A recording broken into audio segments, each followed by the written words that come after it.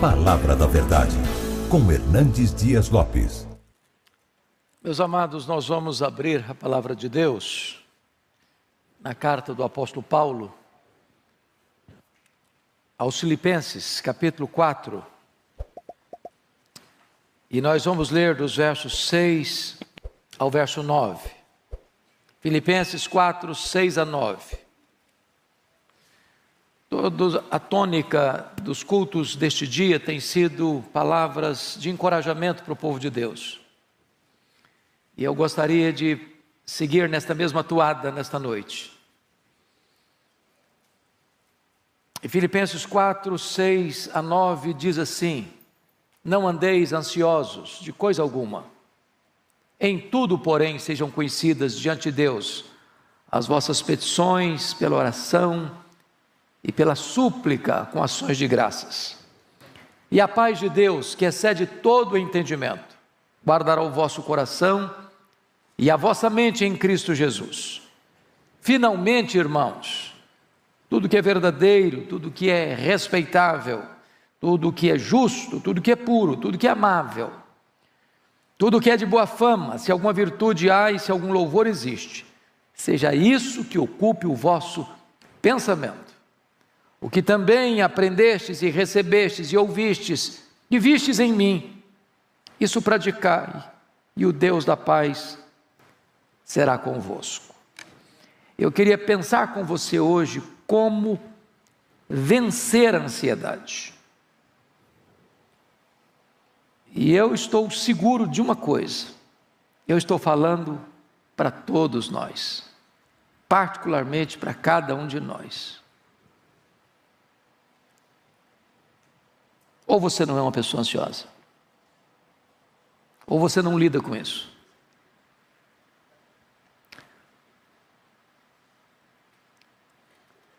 Os estudiosos dizem que 50% das pessoas que passam pelos hospitais, elas enfrentam problemas de ansiedade, ou são vítimas de doenças psicossomáticas. Isso levou o psicólogo Rollo May a afirmar que a ansiedade é o mais urgente e o mais grave problema da nossa geração. Alguns chegam até a afirmar que a ansiedade é uma doença, a doença mais democrática do nosso século. A ansiedade não tem fronteiras, atinge pessoas de todos os credos, de todos os estratos sociais e de todas as faixas etárias. Atinge as crianças. Eu achei muito curioso, estava pregando ontem em São Paulo e batia papo com uma criança muito alegre, muito extrovertida, muito desenvolvida. E aí ela disse assim: pastor, eu ando muito estressada. Eu falei: mesmo, minha filha? Mas estressada mesmo? Muito estressada. Eu falei: mas o que é que estressa você, filha? Matemática. Ah, mas me estressa. Agora, você já pensou a criança estressada? Os adolescentes brigam com o espelho. Problema da autoafirmação. Hoje tem adolescente brigando se sabe, querer saber se é homem ou se é mulher, é um negócio confuso. Os pais pressionam, tem que passar no vestibular, tem que ter nota boa no Enem. E a meninada anda exprimida. Os jovens estão preocupados, se casa, se não casa, quando casa, como casa, se tem casa, se vai poder manter a casa. Os casados querem saber se vão conseguir construir um patrimônio, porque afinal de contas, a sociedade cobra, a família cobra. Os que têm filhos precisam saber se consegue pagar a escola para o filho. Os mais velhos, se vai ter condições de pagar o plano de saúde. Se for ficar velhinho mesmo, se a família vai manter, cuidar, ou se vai botar no asilo. Todas essas coisas vão gerando ansiedade. Quando chegou março de 2020, o ano passado, eu estava na casa de um médico muito querido, e ele mapeou para mim um cenário muito cinzento da pandemia que estava chegando. E eu confesso a vocês que eu andei alguns dias ansioso. Falei, meu Deus, eu tenho problema de respiração às vezes. Falei, se esse troço me pega, eu estou frito. E no comecinho eu andava, fazia caminhada de máscara. Falei, se eu pegar esse troço, eu estou frito. E o coronga me pegou na semana mais crítica da minha vida. Passei um pouco de aperto. Recebi o diagnóstico no domingo, na quinta-feira era o casamento da Mariana. Chorei um pouquinho, o Orival me deu umas broncas. Mas superei. Mas quem sabe tantos aqui não enfrentaram esse problema da ansiedade, ou ainda enfrentam. Enfrentam. Como é que você anda nessa questão? Qual o nível de ansiedade está hoje? Hoje, tanto de manhã, às 8, quanto às 11 horas, algumas pessoas chegaram aqui e me falaram para o pastor Orival também, olha, hoje eu vim para cá precisando de um milagre. Sabe aquele nó na garganta, aquela dor no estômago?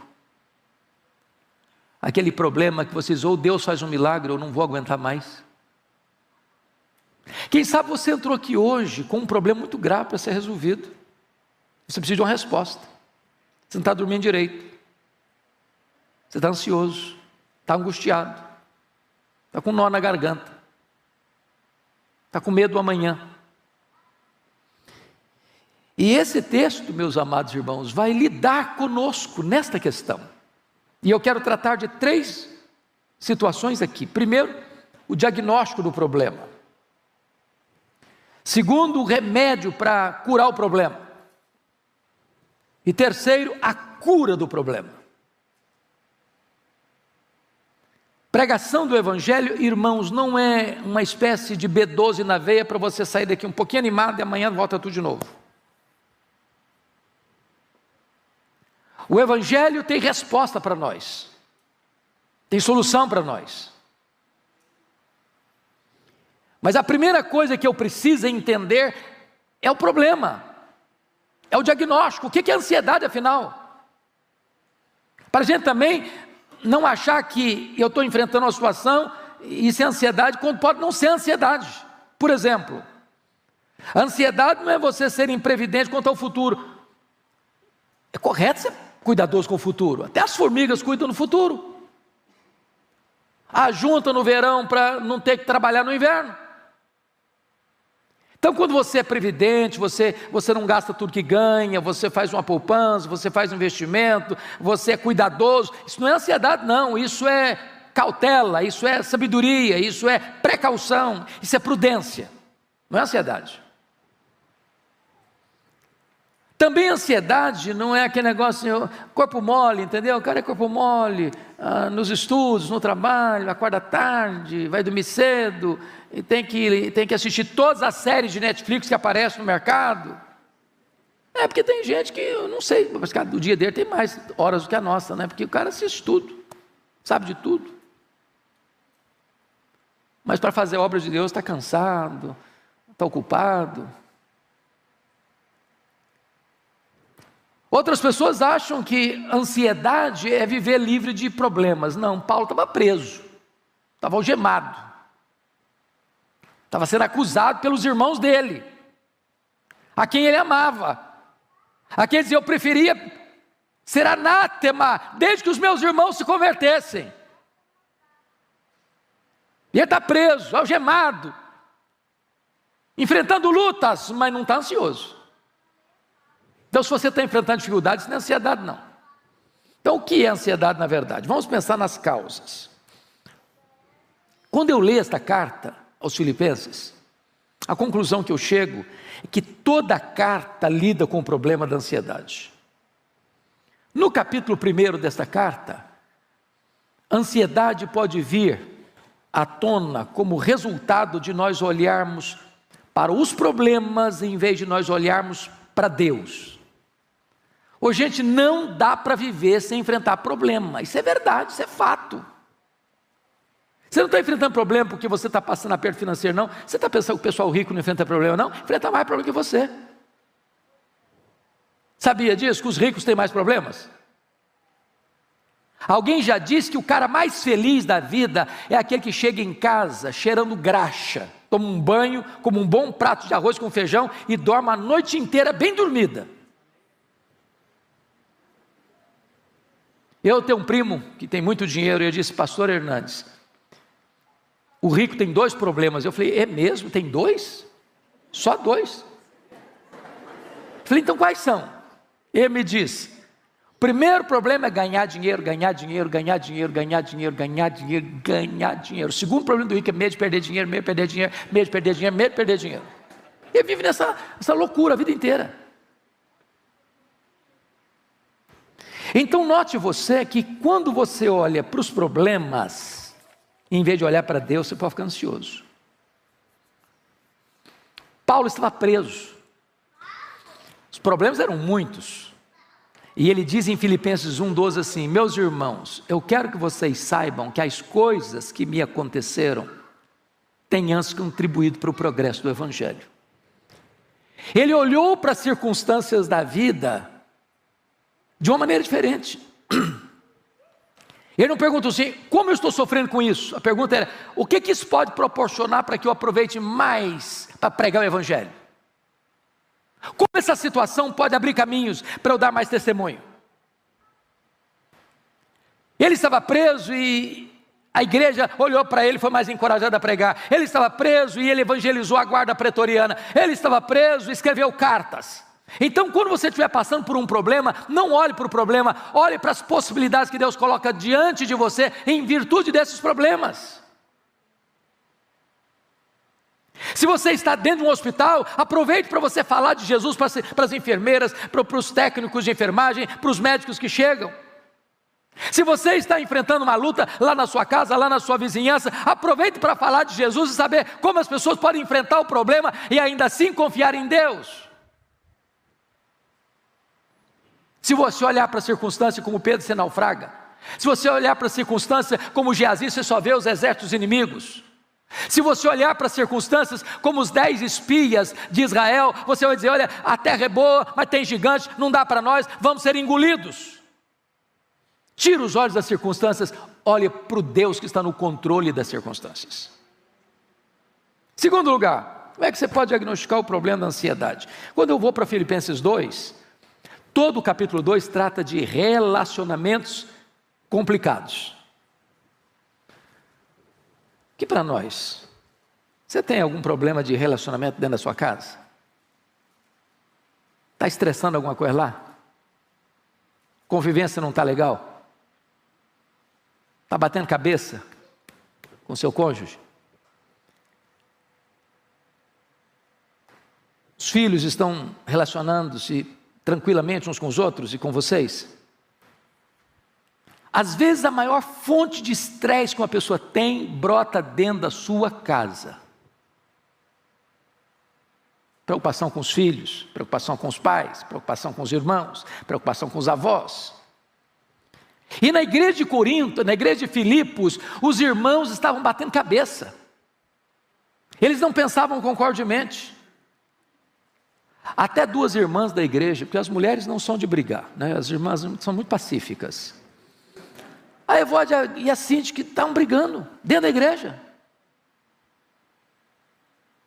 Se uma participava do coral, a outra não ia participar. Se uma cantava na frente, a outra não cantava.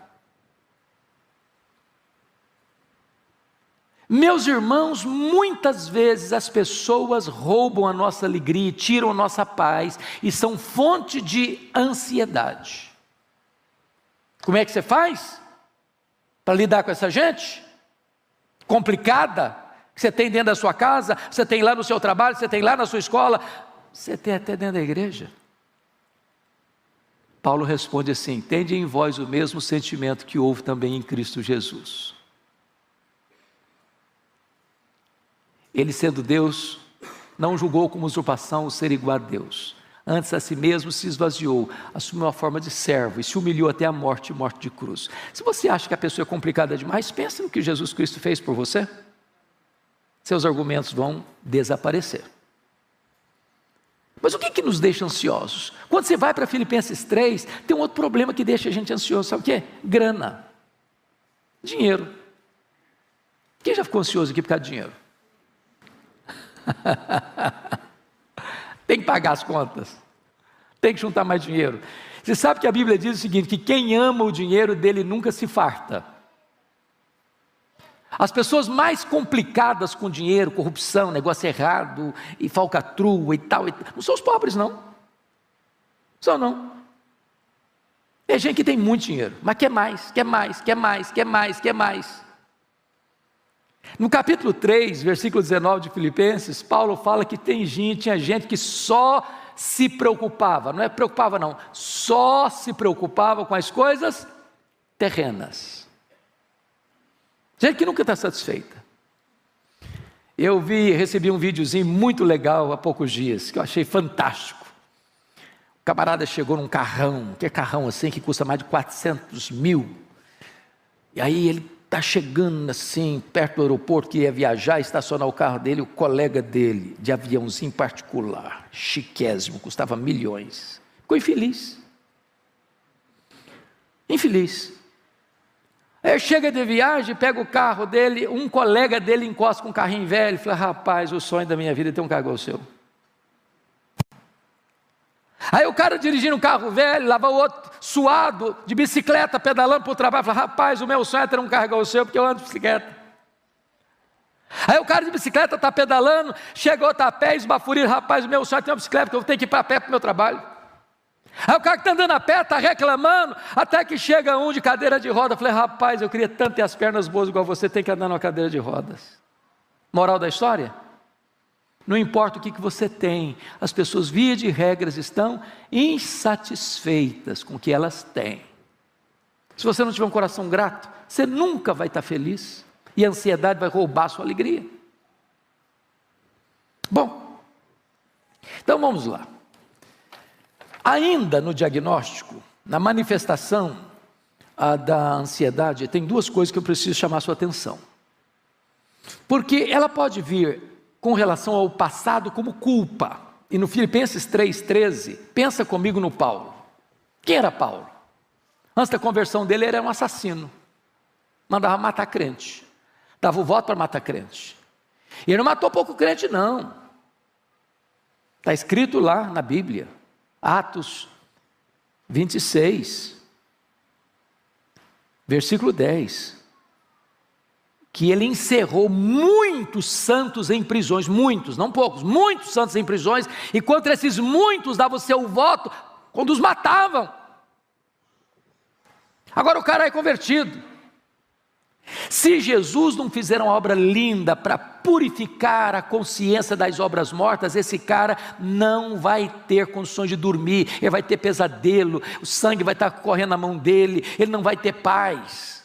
Quantos crentes que hoje vivem ansiosos, irmãos, porque nunca resolveram o passado, nunca resolveram os dramas do passado, nunca resolveram as feridas emocionais do passado, nunca resolveram os traumas do passado, gente que foi abusada na infância, que nunca superou isso, gente que tem culpa. Essa semana eu peguei um livro para ler, é curiosíssimo, pastor Ivan, um livro fantástico, o título do livro é O Mestre das Perguntas, livraço, e o autor começa dizendo da culpa que o assolou, porque ele era um filho, assim, adolescente rebelde, sabe, que a mãe tinha que dar bronca todo dia, a mãe falou, meu filho, você vai me matar um dia, você vai me matar um dia, você vai me matar um dia, e aí de repente a mãe morre, menina adolescente, pronto, carregou a vida inteira essa culpa, eu matei minha mãe, eu matei minha mãe, eu matei minha mãe.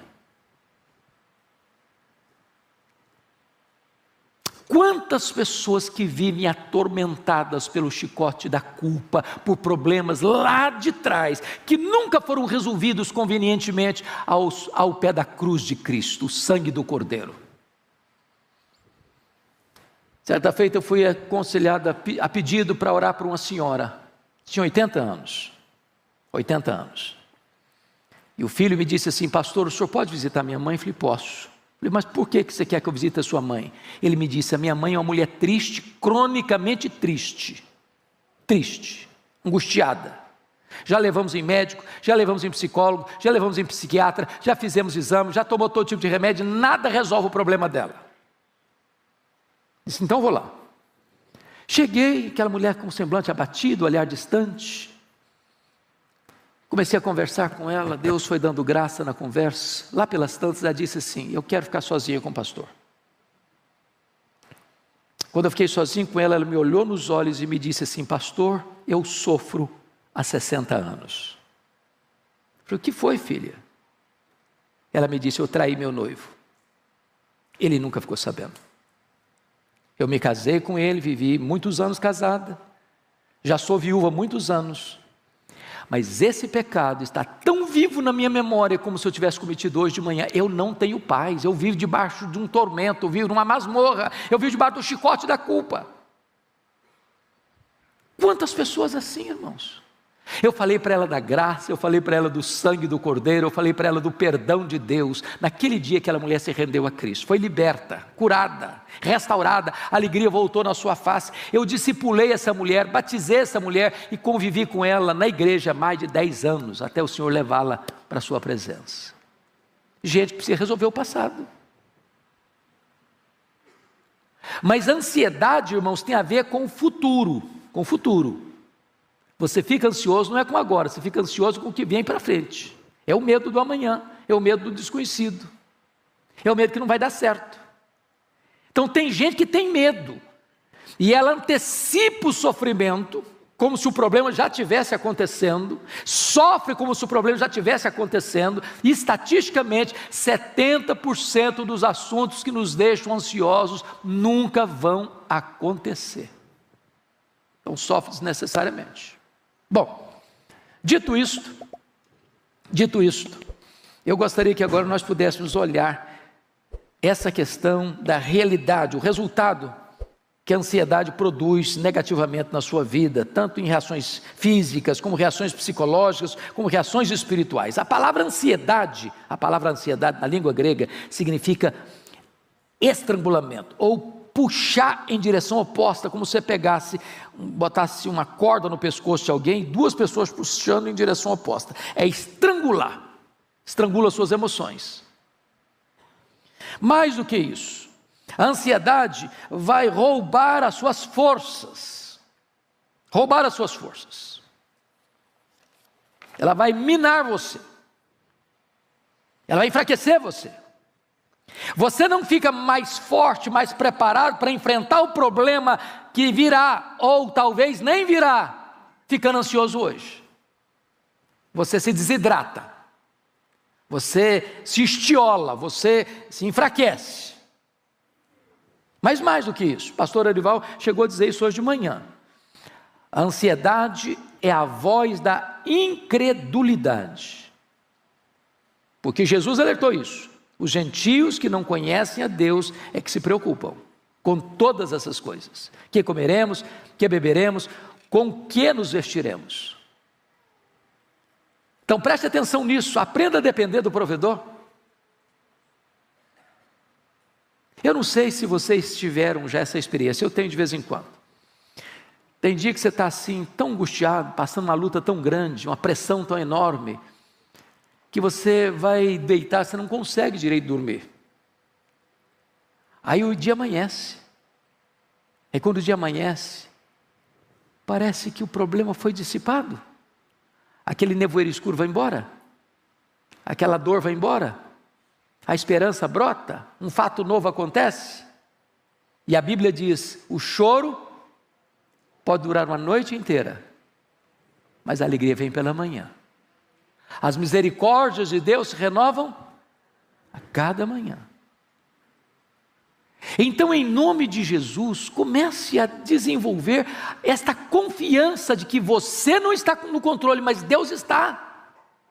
Deus está no controle. Deus não perdeu o rumo da história. Deus não perdeu o controle da sua vida. Deus não está em apuros. Deus não foi pego de surpresa. Deus está trabalhando. Se você ama a Deus, todas as coisas cooperam para o seu bem. Mesmo que a providência seja dolorosa, mesmo que você esteja enfrentando uma enfermidade, um problema financeiro, um problema no casamento, um problema com os filhos, um problema na família, um problema de qualquer ordem, saiba disso, Deus está no controle. E Ele vai cuidar de você, e Ele vai sustentar você, e Ele vai dar livramento a você, e Ele vai fortalecer você, ainda que o problema não se resolva no tempo que você quer, a graça de Deus vai bastar a você.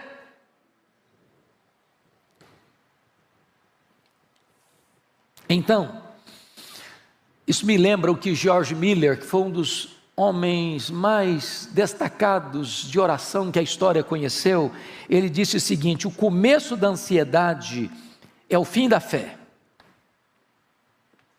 Não dá para você botar no mesmo bloco ansiedade e fé. Agora, como é que você tem fé?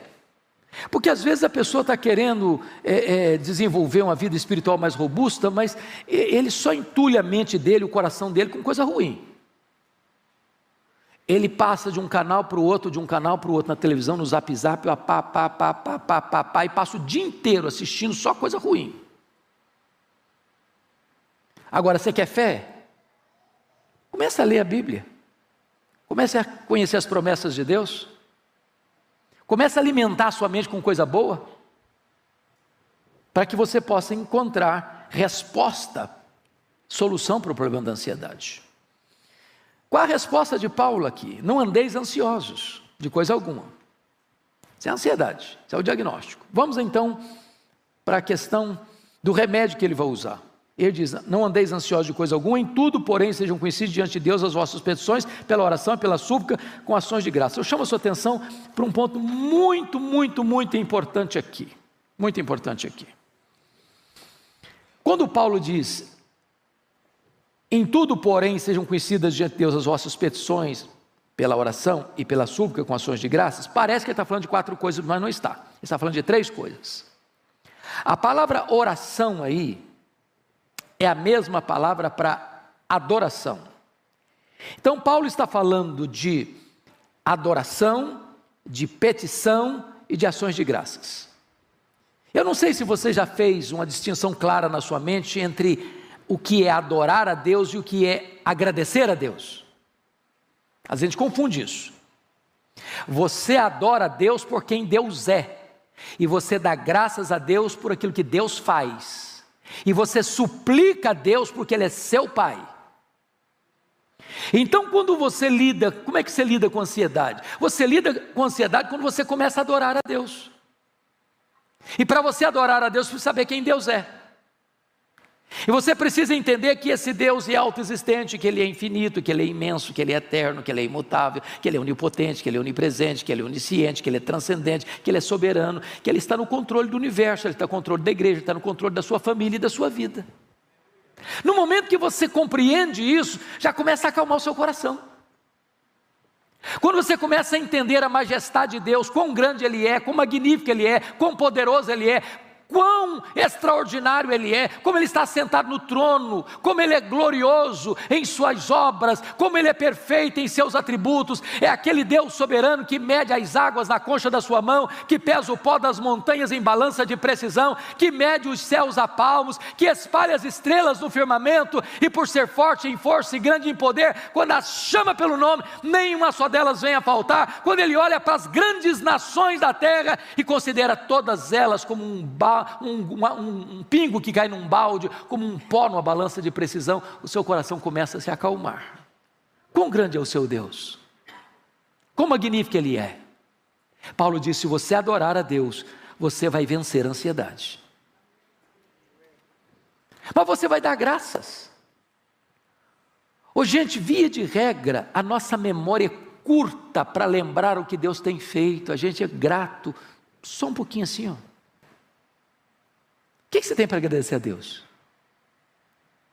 Você está vivo. Gente melhor que você já se foi. Se você veio para cá, você tem pernas para andar. Quanto vale as suas pernas? Se você está enxergando, você tem visão, quanto vale os seus olhos? Se você está ouvindo, você tem ouvidos, quanto vale a sua audição? Quanto vale a sua vida? Quanto vale a sua liberdade? Quanto vale a sua família? Quanto vale os seus amigos? Quanto vale a sua igreja? Quanto vale a sua salvação? Pare de olhar a vida com óculos escuros, para de reclamar, para de murmurar, para de olhar para a vida só com pessimismo, com negatividade. Para de reclamar do que você é, do que você tem, da família que você tem, da casa que você mora, do apartamento que você mora, do carro que você anda, do emprego que você tem, do cônjuge que você tem, dos pais que você tem, dos filhos que você tem, dos vizinhos que você tem. Passa a dar graças a Deus. Tem tanta coisa boa acontecendo. Paulo está dizendo o seguinte: quando você tem um coração grato, não tem espaço nesse coração para ansiedade. Mas terceiro, Paulo diz: você cura a ansiedade quando você apresenta a Deus as suas súplicas. Gente, nós não falamos com ídolo, nós não falamos com um Deus distante do deísmo, nós não falamos para o ídolo morto do misticismo sincrético, nós falamos com aquele Deus que você pode chamar de Abba Pai, aquele Deus que é o Deus e Pai de toda consolação. Você fala com aquele que tem abençoado você com toda sorte de bênção espiritual nas regiões celestes em Cristo Jesus. Você fala com aquele Pai que amou você desde a fundação do mundo e enviou Jesus por amor a você para morrer pelos seus pecados, para dar a você a vida eterna. Você está pedindo àquele Pai que adotou você na família dele. Então não tem problema, não tem causa, não tem luta, não tem sofrimento, não tem situação que você não possa apresentar a eles: papai, eu preciso de ajuda, papai, eu preciso de socorro, papai, me ajude, estenda a tua mão para mim, venha ao meu encontro, me console, me carregue no colo, eu preciso de colo nessa noite. Ele escuta você, ele atende você, ele se importa com você. Pois bem, amados, Paulo vai dizer que você vai enfrentar a ansiedade vitoriosamente. Mais uma coisa, diz aí no versículo 8, é quando você põe na sua cabeça pensamentos positivos. Quando eu digo positivo, não é pensamento positivo do ponto de vista humanista, não, é botar coisa boa na sua cabeça. E ele diz aqui no versículo 8 assim: finalmente, tudo que é verdadeiro, respeitável, justo, puro, amável, de boa fama, seja isso que ocupe o vosso pensamento. Então preste atenção nisso. Tudo que você joga para dentro da janela da sua alma fica arquivado na sua mente. Quem fica assistindo pornografia, sabe o que vem na mente? Pornografia. Quem fica assistindo lutas de sangue, e você quase que vibra porque o cara arrebenta a cara do outro, o que vem na sua mente? Violência. Quem ainda tem o desplante de assistir novelas, que o negócio é um nó e uma vela, o negócio é nó e vela, vai vir o que na mente? Traição, maluquice. Quem fica assistindo todas as séries de Netflix apenas e os filmes de Hollywood que só tem misticismo, violência e bandidagem e promiscuidade, o que vem na mente? Irmãos, tem muito lugar, tem muita casa que a Bíblia fica lá encostada na prateleira até o próximo domingo, e já tem gente que não gosta mais de trazer Bíblia não, porque esse negócio é chato, é cafona carregar uma Bíblia. E aí fica ansioso, fica um poço de ansiedade. Ele está a par de tudo que acontece de Netflix, mas se perguntar para ele João 3,16, ele acha que não sabe onde está. Aí a ansiedade, desculpa da expressão, monta na cacunda dele.